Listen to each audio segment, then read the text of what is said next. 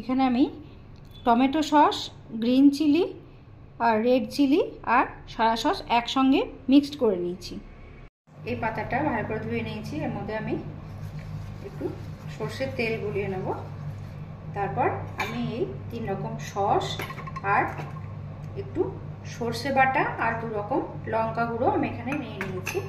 এগুলো সব একসঙ্গে আমি মিশিয়ে নেব।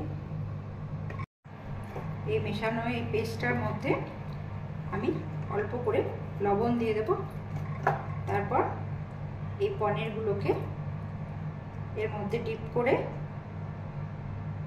পাতার মধ্যে নিয়ে এখানে পেঁয়াজ আর রসুন কুচি করা আছে সেটা আমি এর উপরে দিয়ে দেব। সঙ্গে একটা কাঁচা লঙ্কাও দিয়ে দেব আর একটু এই পেস্ট এখানে দিয়ে পাতাটাকে বন্ধ করে দেব। তারপর ভাপে এটা হতে দেব।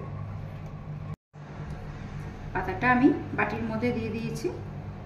একটা বাটি নিয়ে এবার সমস্ত এই যে পেস্টটা ছিল পনিরের মধ্যে দিয়ে দিলাম। পেঁয়াজ রসুনটা একসঙ্গে দিয়ে দিলাম, এর সাথে যে বাকি লঙ্কা দুটো ছিল সেটাও দিয়ে দিলাম আর সামান্য একটু লবণ ছিটিয়ে কাঁচা তেলটা আমি এর মধ্যে দিয়ে দিলাম।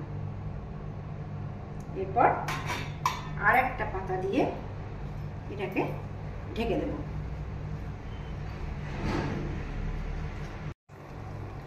ঢাকাটা খুলে দেখি এবার হয়ে গেছে।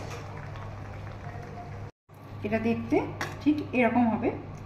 এটা গরম ভাতের সাথে খেতে অসাধারণ লাগে। আপনারা প্লিজ এইভাবে বানিয়ে দেখবেন, খেয়ে আমাকে জানাবেন কেমন হয়েছে।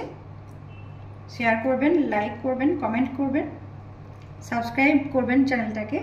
Thank you.